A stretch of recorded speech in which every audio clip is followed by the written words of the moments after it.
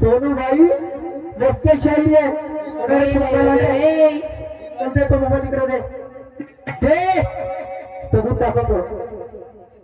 हाडवली डोळे फुलवली बाई होय का?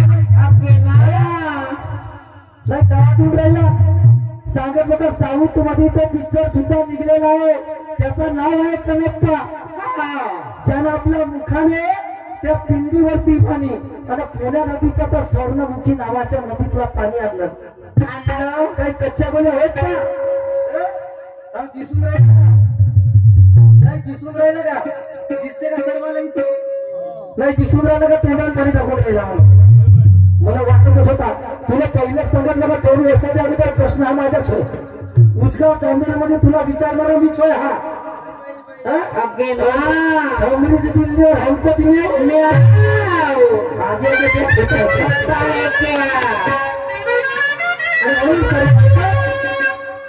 आपने बुलाया और हम चले गए.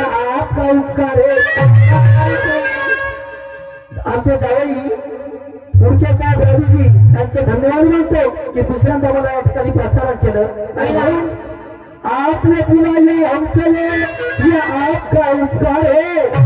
इसलिए शायद मुकेश करकरी के चरणों में मेरा प्यार भरा नमस्कार. आपण इथे आला बऱ्याच वेळचं पाहून राहिलो. शाहीर थोडी चुका त्याची येऊ द्या.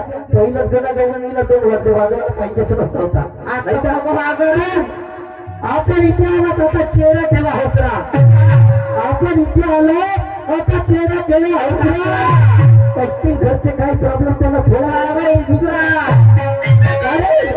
याला तर येतो तुका होती सर्व पूर्ण इच्छा.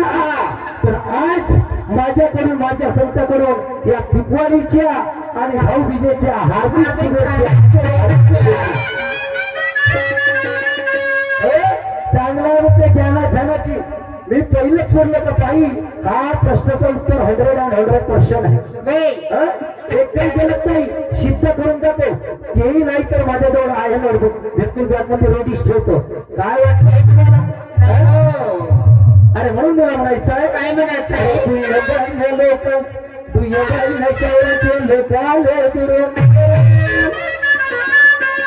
दुय्यम बघल्या शायराचे लोकाले तुरू येईल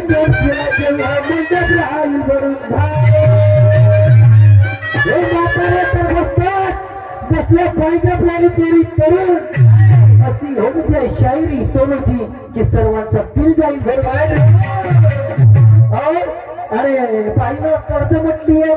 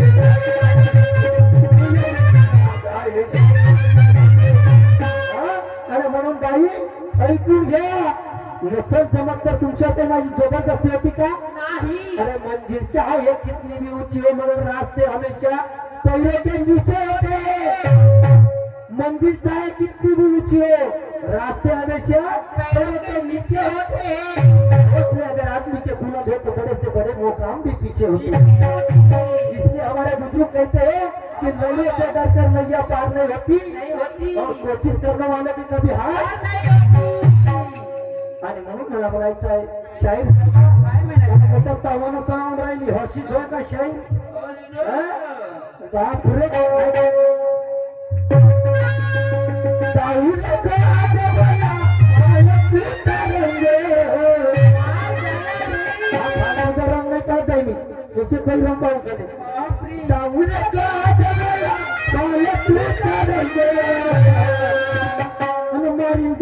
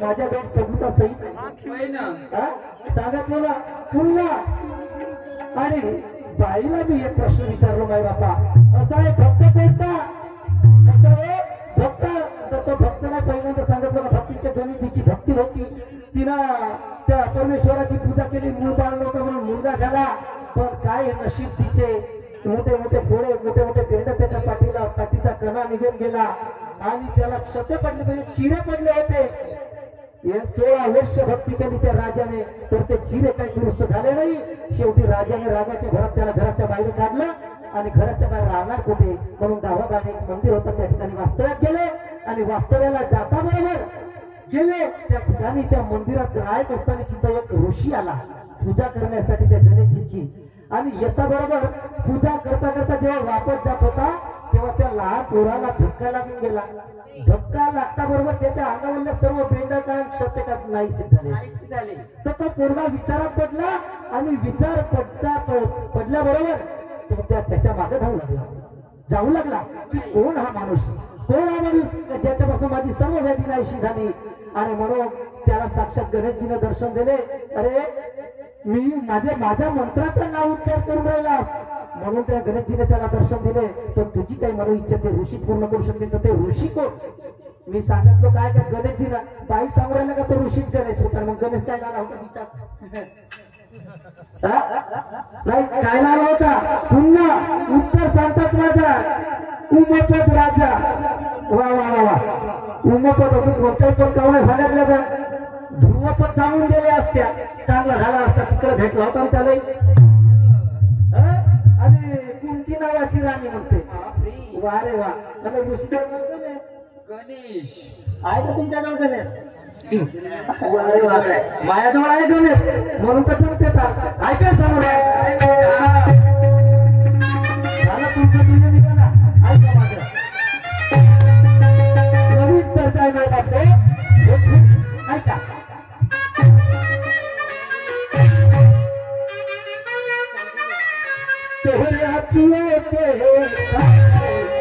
हमारे जाने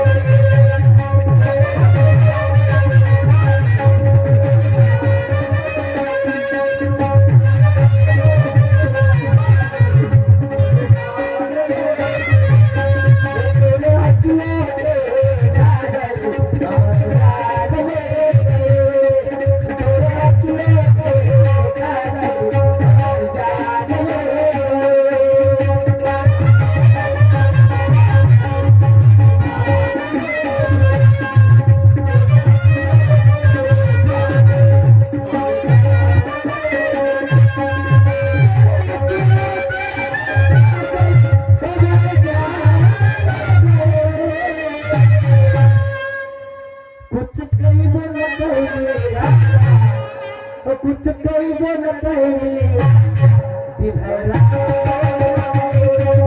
मुझे कोई वो न कहे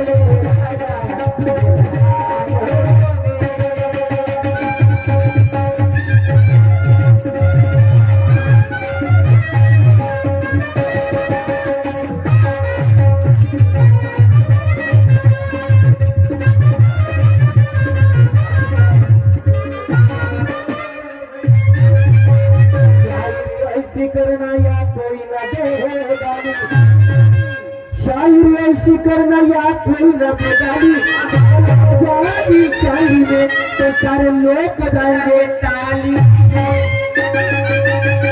बातें शायरी में सोनू जी यहाँ से कोई न जाएगा खाली हिम्मत हो जाएगी तुम्हारी असर में तो कोई ना कहेगा जाली तुम्हारा नकली कोणी म्हणणार नाही हो और तशी शायरी झाल्या पाहिजे ना तशी शायरी झाल्या पाहिजे मैडम और इसलिए मेरा क्या कहना है शायरी ये जानो दिल जान से करेंगे ये शायरी जानो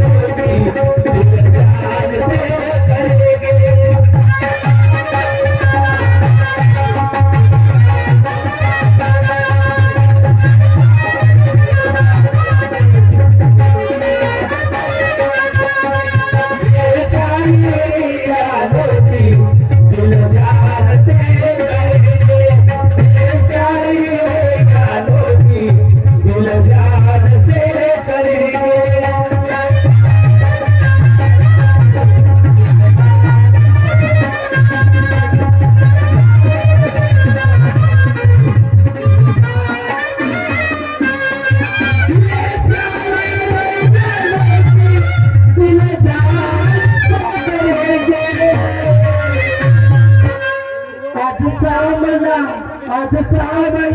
आज सामना है दुनिया गुरु ज्ञान से आज सामना है दुनिया गुरु ज्ञान से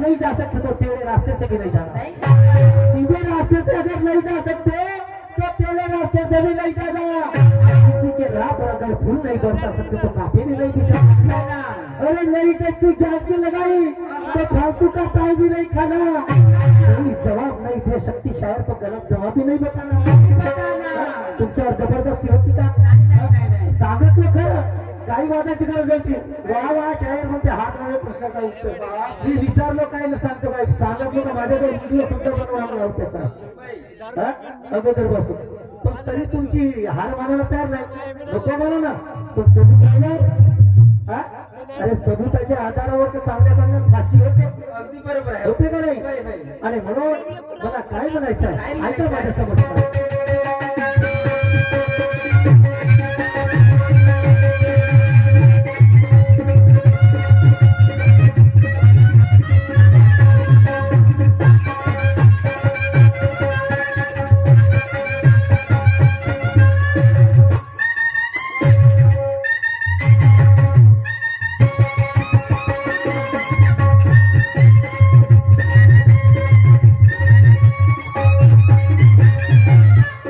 Oh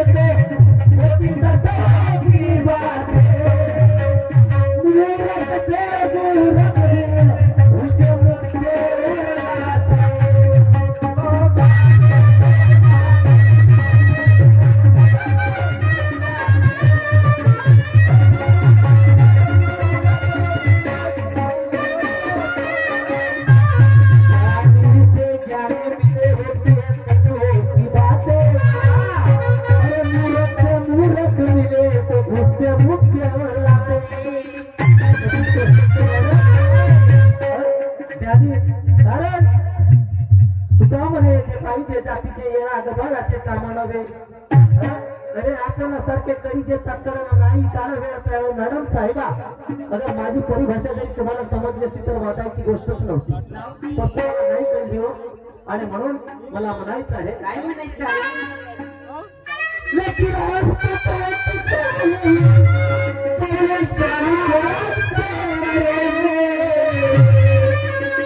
लेकिन तत्व की शायरी बड़े शान से करेंगे आज सामला आज सामला आज सामला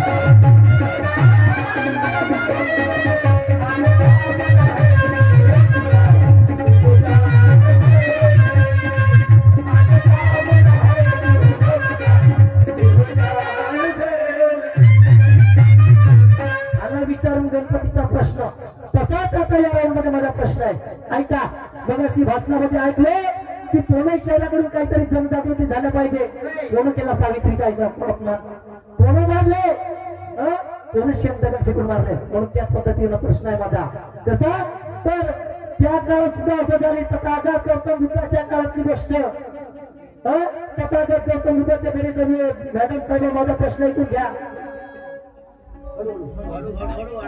तथागत गौतम बुद्धाचा त्या आजाराला प्रश्न ऐकून घ्या तर तथागत गौतम बुद्धाची एक स्त्री अनुयायी होती पण ते स्त्री होती कोणती एका ब्राह्मणाची पत्नी आणि अनुयायी कोणाची बुद्धाची ब्राह्मणा चालत होता का बुद्धाच्या घरी जमत होता का नाही पण त्याची अनुयायी कशी आहे गोष्ट सांगतो तर ते त्याची अनुयायी होती त्याच्या विचाराचं पालन करत होती पण त्या ब्राह्मणाला काही पटलं नाही तिच्या नवऱ्याला काही पटलं नाही तो बायकोला म्हणू लागला हे बाग याच्यानंतर हा जर त्या गौतम बुद्धाचा आणि याचं त्याचं नाव घेतलीस का नाही तर माझं काय खरं नाही आता तिला म्हटलं तुम्ही काहीच म्हणा हो पण मी त्यांची अनुकरणी आहे मी त्यांच्या विचाराचं अरे त्या त्रिरत्नाचा अंगीकार केलाय मी त्या धर्माचा संघाचा अनुकरण केलाय मी पण नवरा मानत नव्हता तो ब्राह्मण शेवटी काय म्हणाला आपल्या बायकोला ए उद्या मी 5 ब्राह्मण आपल्या घरी येऊन राहील त्यांचा जेवण स्वयंपाक करशील का नाही करशील ना स्वयंपाक करतो आणि स्वयंपाक कर त्यांना जेवण वाढ पण जेवण वाढते वेळी तथागत गौतम बुद्धाचं नाव घेवायचा नाही आणि जरी तसा कधी केलीस अच्छा केळीच्या पानाचे जसे खांड खांड करतात ना तसे तुझे तुकडे करी तो ब्राह्मण आपल्या बायकोला म्हणू लागला बघा बाकीचे 5 ब्राह्मण घरी जेवणासाठी आले जेवायला बसले पण तिचा मन नव्हता भाव मानतच नव्हता मन कारण तिने त्या त्रिरत्नाचा स्वीकार केला होता तथागत गौतम बुद्धाकडे लय लागली होती एका वनामध्ये त्याच दिवशी त्या वनामध्ये तथागत गौतम बुद्ध ध्यानस्थ बसले होते ध्यानस्थासाठी आले होते आणि बसले होते बघा त्या बाईला माहित होता बरोबर ती जेवण वाढता वाढता त्या तथागताच्या त्याचे जे काही गुण होते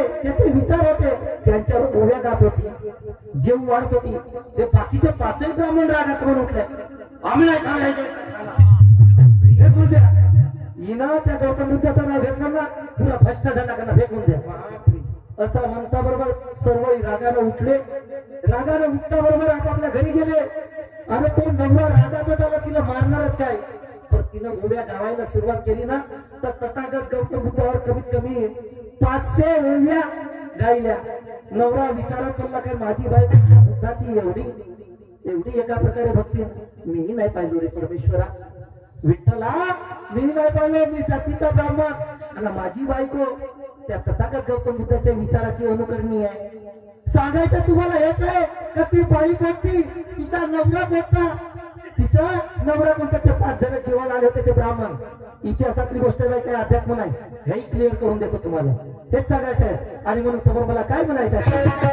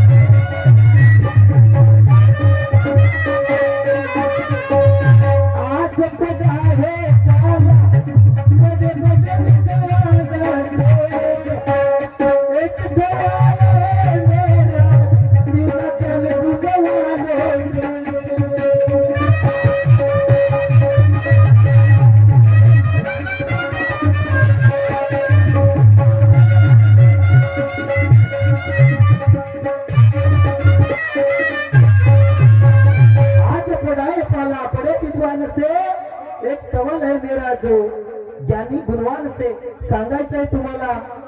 ते 5 जण कोण ब्राह्मण आणि तो कोणता माणूस का ज्याने बायकोला आपल्या धमकी दिली आणि त्या पत्नीचं नाव काय हे तुम्हाला सांगायचं मॅडम. आणि म्हणून समोर मला काय म्हणायचं आहे,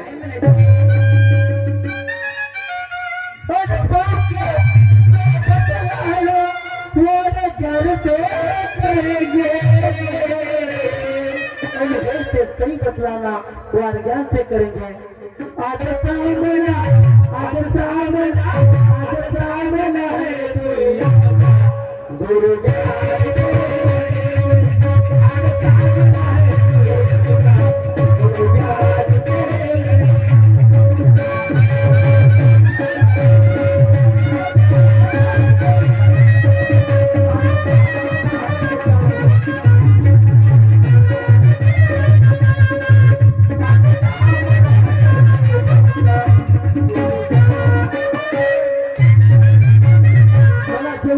तेवढं बोलतो मॅडम.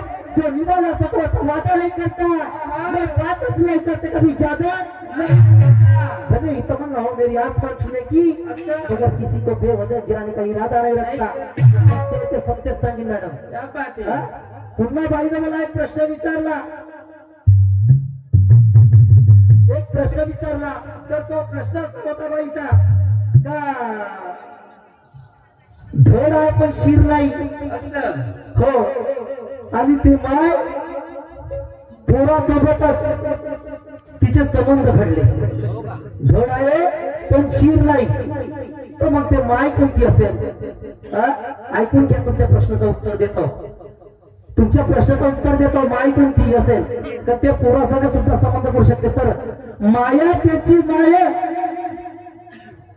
त्याची माया आणि पिता तोच शिव. अभंगानुसार माया ही माय आणि पोरासोबत ती रथ झाली. तर नाम नावाचा पोरासोबत रथ झाली. आता रथ झाल्यानंतर त्याच्यात ती आली वासना, मग धड आहे तो नाम, आणि नाम राहते सत्वगुणी राहते, तो धड आहे. ऐका नाही, चांगला आहे, धड आहे. वाचण्याला काही शिर नाही, कुठून सुरुवात होते. बरोबर आहे. तुमच्या प्रश्नाचं उत्तर आगळा वेगळा असेल तर तुम्ही सांगा. हो, तुमच्या चरणी माझ्या डोक्यावर आहे, तुम्ही सांगा, सिद्ध करून दाखवा. अध्यात्मानुसार सांगितलं मी. आणि तुम्ही जर काही नैसर्गिक सांगत असाल तर मग होऊ शकते. आणि म्हणून समोर मला काय म्हणायचं काय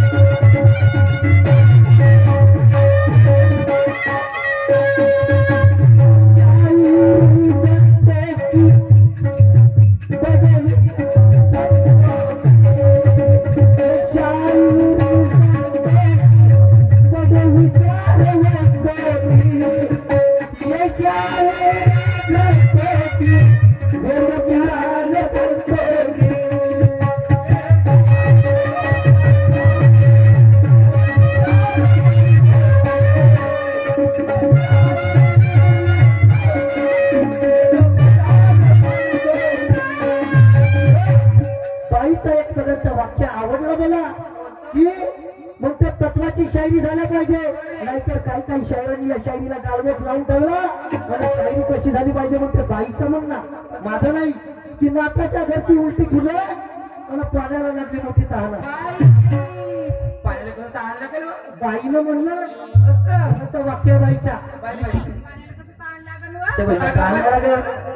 तत्वाची मी मगाशीच म्हणलो माझ्या गाण्यामध्ये शब्दात ये शायरी संतो की बडे विचार वाटतो की ये शायरी ग्रंथो की वेद पुराण म्हणतो की आम्ही कसे नवसाची शाहीर झालो का या स्टेजवर या गावात मुदा मोरेसर याची नाही वाचला सर्व येऊन गेलो आणि खोटी गोष्ट असेल तर हिमांशू भाऊला विचारून टाकतो समोर बसला तो गावता तुझ्या पुढे बसला कॅमेरा घेऊन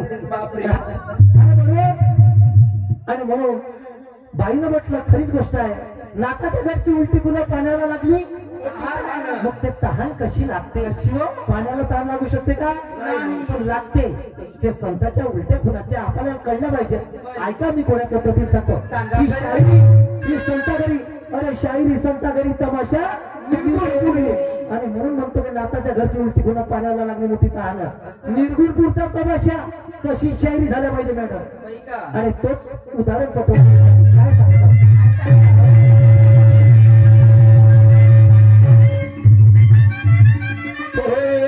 आणि घोटा घोटा पाणी देवा रे माझ्या घोटा घोटा घोटा पेर पाण्यात नंदी लागला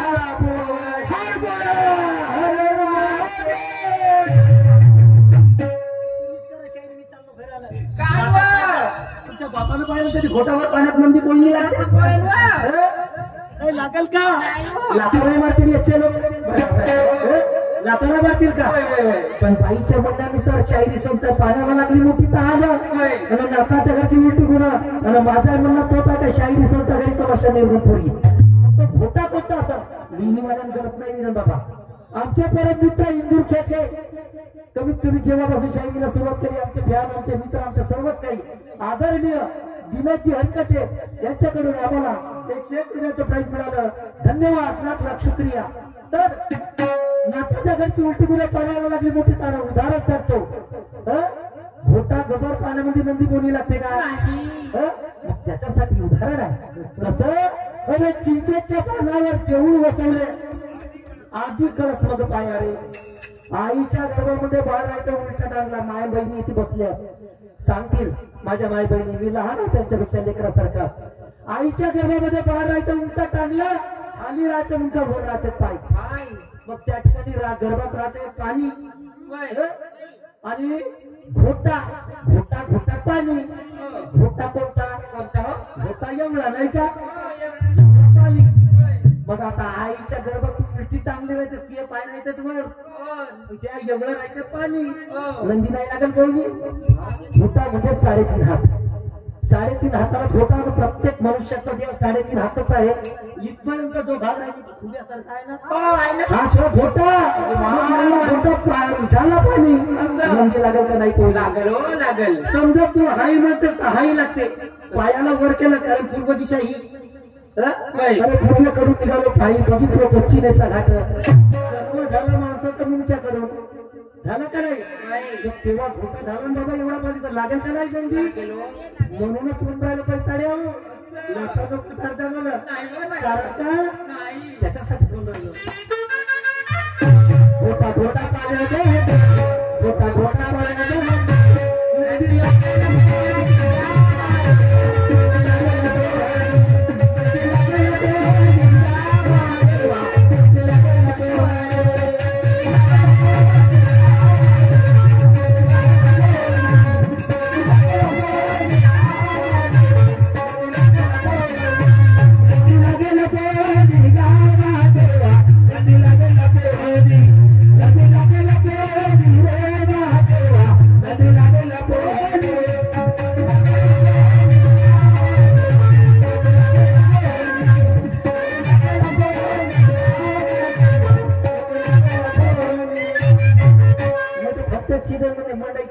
हा कोटी महादेवाला चालणार आहे म्हणते महादेवाला जाता ही गोष्ट पटवून देण्यासाठी उदाहरण सांगितलं उदाहरण सांगितलं आणि म्हणून मला समोर माझ्या शेवटच्या कळवात काय सांगायचं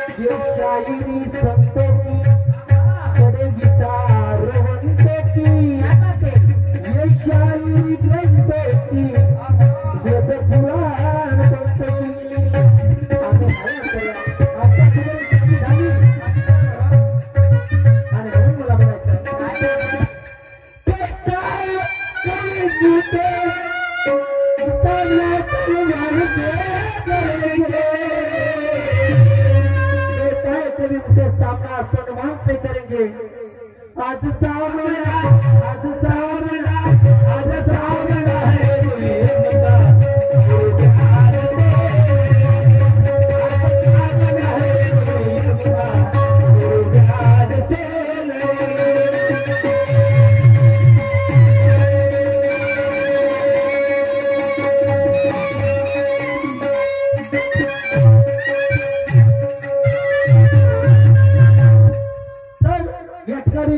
आमचा राऊंड समाप्त होत आहे शायरा सन्मान्य शायरा सोनूजी गायदारे या विचार मंचकावर आपले विचार सादर करतील.